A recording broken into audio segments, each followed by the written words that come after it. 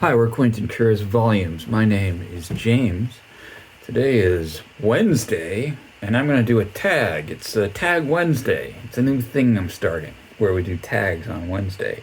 I was tagged by Violet of Violet's Book Days, which is a fine new channel that I think you ought to go and check out and subscribe to. This is the end of year book tag. And it's 6 prompts. Violet says it was likely originally created by Ariel at Ariel Bissett. Ariel Bissett, one of the original booktubers. Let's get to this. I've seen Ariel Bissett like remodeling an old house in Canada or something like that. I don't know. Does she still do book content? I don't know. I do know that Violet's Book Days does book content, and I allegedly do book content too. So let's make some book content here. All right. The prompts are: number one, are there any books you've started this year that you still need to finish? Are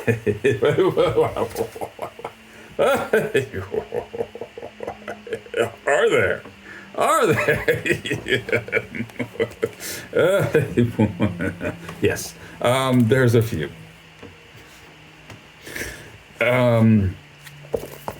Ollie Richards' short stories in Spanish for beginners. Laszlo Krasnoorkai's The Melancholy of Resistance. I'm about halfway through this. It was a tough start, but I think I've kind of gotten into what he's doing, and I'm kind of digging it. I don't know if you say I enjoy it with a book like this, but yeah, maybe it was just like talking about tuning pianos. That kind of was the hook for me. Maybe it was talking about not wanting to be a music professor anymore. Or that maybe okay. I don't know. Late Montale. I don't know that I feel like I need to finish this by the end of the year, but it's something I've got in progress. T.S. Eliot's The Complete Poems and Plays. Now, I've read all the poems, and I'm kind of like, do I really want to read Murder in the Cathedral or whatever? I don't know. I'm probably going to read the plays by the end of the year. We will see. The Quran, I read the first surah of this with all good intentions, because mostly for context of the to go with the my year and a half long read of the 1001 Nights. But I honestly have not made very much progress in this, so I don't know if I'm actually planning to finish that this year. Pablo Neruda's 20 Love's Poems and a Song of Despair in this bilingual edition. Shakespeare's Sonnets. I don't know, I'm about a third of the way into this. Well, I mean, it's not a rush. It's kind of like that Late Montale collection. It's just something I'm kind of reading one or two here and there. And then there's Czesław Milosz's The Captive Mind, which I am about a third of the way into this as well. It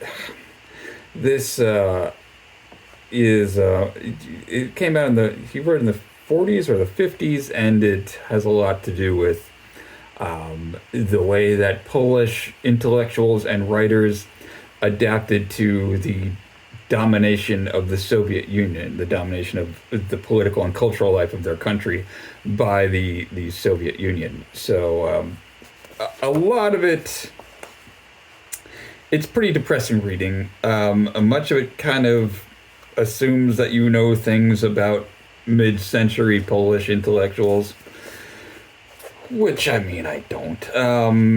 But I think I'm gonna try to press on with this. I'll give it a few more hours of time to see if I can get much out of it. But it's a dark book, and maybe it gets better. I don't know. Maybe I don't get along with Czesław Milosz. I like him sometimes. I don't know. What can I tell you? Let's move on. Do you have an autumnal book to transition into the end of the year? I don't know what that really means. Because I have obviously a whole bunch of books. None of them are particularly autumnal. Although T.S. Eliot and all his poems, it always seems like it's late November, and the sun is going down somewhere beyond, on the other side of a building on a bleak, deserted street. I don't know.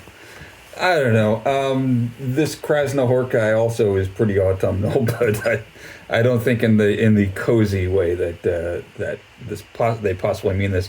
Also, the person who tagged this for me, Violet, she lives in Australia, so it's not autumn at the end of the year for them. It's spring, and she talks about that. So, let's see. Is there a new release you're still waiting for? There is. The book called This Year. A Book of Days, I think it's called. It's a collection by John Darnielle, author and musician. A collection of his his song lyrics, and apparently it's also annotated. So it's not just 365 song lyrics that you can just look up, but each one goes with a day, and he has something to say about each of them, and there's some kind of structure to it, so it's not just like I wrote this while I was eating a tuna sandwich or whatever. Anyway, I'm looking forward to getting that. Let's see, number 4, what are 3 books you want to read before the end of the year? Okay, I happen to have 3 right here, and I think I will read them by the end of the year. One of them is Q's Legacy by Helene Hanff. This is the author of 84 Charing Cross Road. Almost all book people love that book.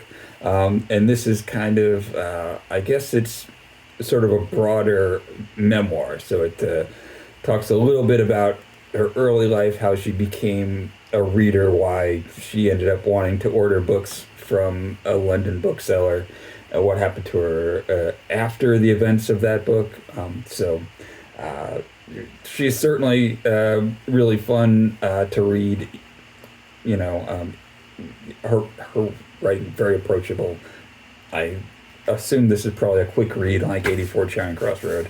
Looking forward to that as sort of a light afternoon's reading. Maybe the opposite, I don't know.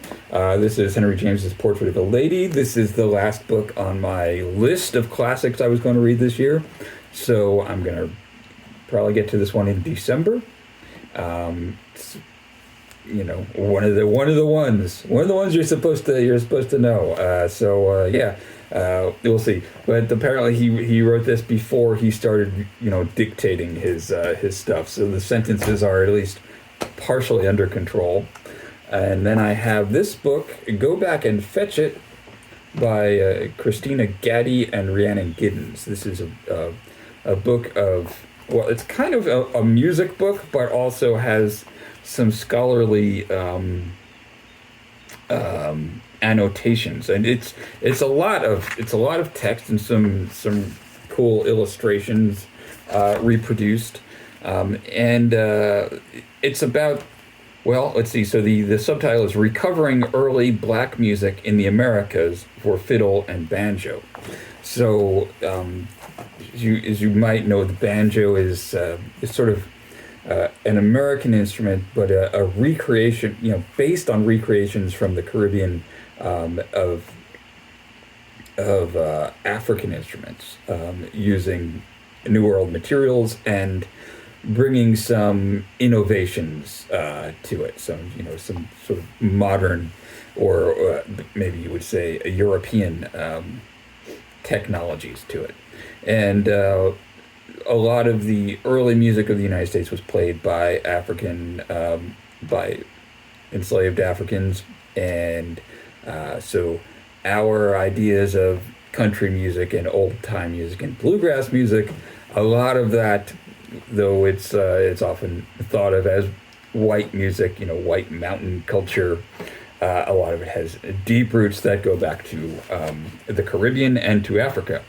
And a lot of that has been sort of recovered through scholarship in the last 25, 30 years. And so this is a book to kind of bring some of that to not just to readers and scholars and people who, like to get into the details in the archives, but to people who are actual players. So it has transcriptions of some of the things that have been found in archives, as well as tablature, which is a way that banjo players adapt to the world because they don't know how to read music. And yeah, so it looks really cool. It's not very long, but it's got a lot in it. So I'm looking forward to that.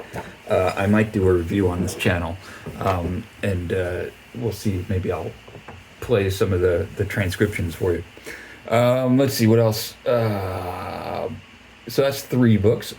Number 5, is there a book you think could still shock you and become your favorite book of the year? I don't know. What is my favorite book of the year? Lonesome Dove was pretty good. Count of Monte Cristo was pretty good.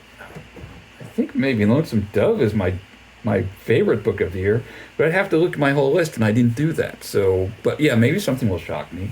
Maybe it'll be The Portrait of a Lady. Okay, and number 6, have you already started making reading plans for next year? Yes, I think I kind of have an idea of, so this year and the previous year, I made a video in January with a list of, I think it was 10 or 11 classics that I plan to read by the end of the year. And I'm going to do that again. I'm starting to think about what they're going to be. I'm also probably going to read a lot of the books on the Lone Star Book Club with Randy Ray, because his selections have been pretty solid this year. So I'll probably keep up with that as much as I can, and I suggested a couple of the titles on his list for next year, so you have something to look forward to if he takes my suggestions. We will see.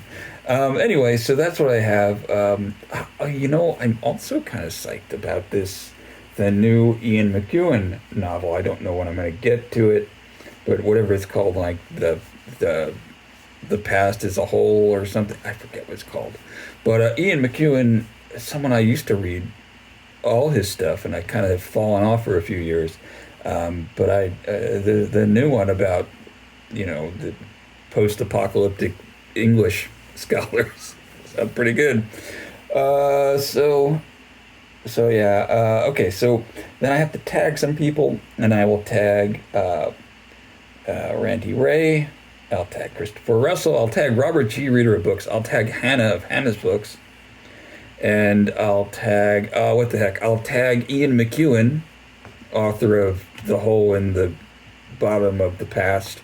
I hear that he watches my channel, and also Jack Edwards, and also Fictionesque. It's a weird list, but that's just what I'm told. So there you go. Thank you for watching. Bye.